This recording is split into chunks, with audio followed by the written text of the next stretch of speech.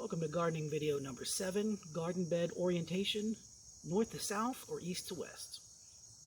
Let me start out by saying that each year millions of people have gardens and they successfully grow food without even knowing there was a debate about which direction to orientate your beds.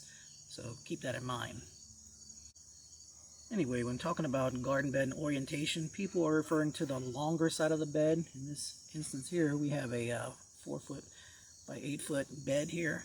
So when they talk about orientation, they're talking about this long side here. Most people will have rectangular beds because you don't want to have anything wider than really 4 feet. If you do, you won't be able to weed successfully from both sides or get the harvest.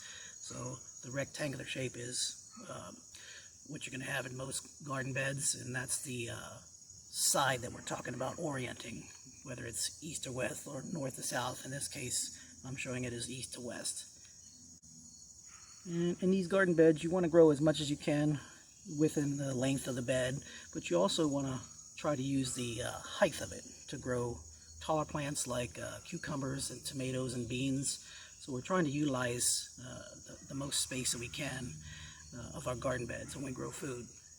And it's when you grow those types of plants that need trellises that's where this debate comes into play. And the debate is with growing these higher plants that need trellising is what direction should you orient your bed so that the shadows that these plants that are trellis cast, will they block other plants nearby?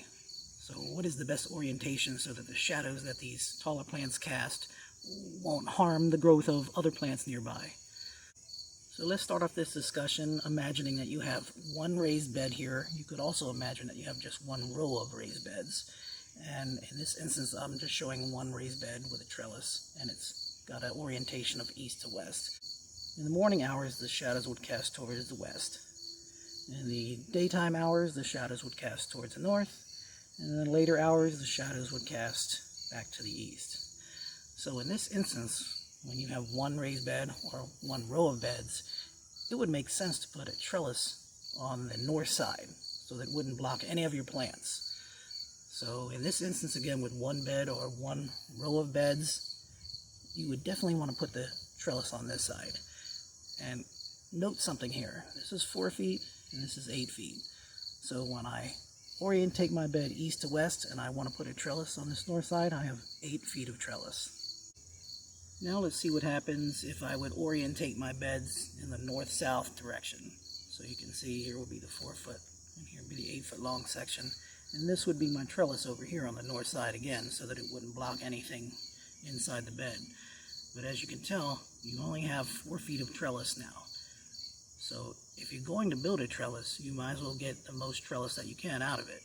So in this example, I think that it's a clear winner. If you only have one raised bed or one row of beds, you would want to orientate them east to west so you can have more trellis space for your garden beds.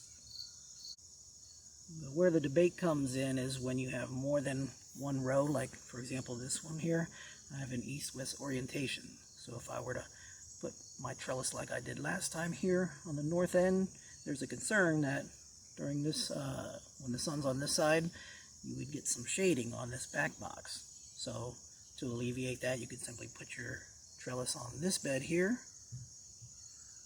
But in my opinion, when you have at least 2 feet of space in here, this shadowing is not that big of a deal anyway, but that's where the debate comes into play when you have more rows than one. Some people argue that it's the midday sun, when the sun's shining in this direction, that's most important. So considering that and the fact that you have multiple rows, they would say go ahead and orientate your beds north to south and put your trellises on the west side, and you would get less shading here. And to complicate the issue a little bit, what if you have to grow on a slope? This is a crude drawing of contour lines looking at it from above.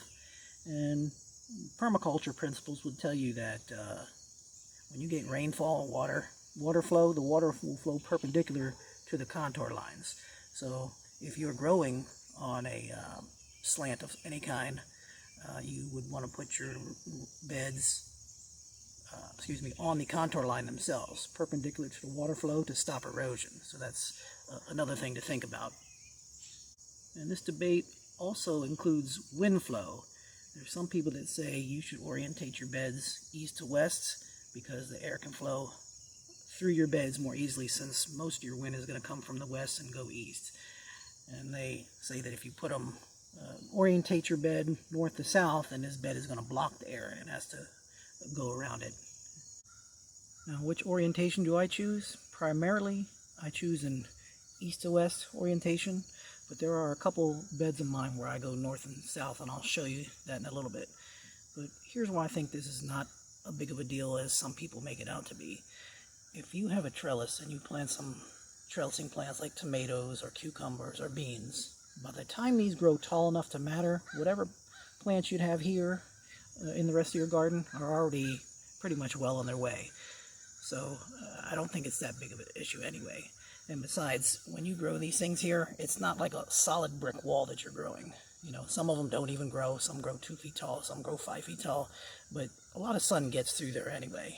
So I really don't think it's that big of a deal. And especially when you space your garden beds about 2 feet apart, that helps a lot with not blocking anything in the rows behind. So I think people get bent out of shape about this too much. It's not really that big of an issue. And the same thing goes for wind flow. I mean, if you're building a garden bed and orientating it north to south, again, it's not like if you put a trellis here, it's going to be a brick wall. The air is going to hit whatever is blocking it and simply go around it. So really, again, it's not that big of a deal. Here's an area of my western garden where I actually use both directions. This area has a very bad slope to it going to the northwest. So I decided, you know what, to stop the erosion for these in-ground beds here, I decided to go north-south to slow that water flow down. But if you can see behind it, I actually have a raised bed box that I decided to orient east to west because I wanted to trellis some black-eyed peas behind it. So this is an example where I use both. In the end, though, people are artistic and they like to follow patterns. So they're probably going to put their garden to orientate it any damn way they please, or they're going to follow some other structures on their property, like, for example, this garage. Now, this garage isn't east-west. East-west is like this way. But if I was to follow that strictly, I would have like 2 feet over here on this side of the garden and then maybe 4 feet on the other side. So it just wouldn't look right, wouldn't feel right. So ultimately, like I said, we're going to orientate our garden beds any way we want, or we're going to follow some kind of other structure. So the whole point of this was just to tell you that there is a debate out there, and take from it what you will. Thanks for watching.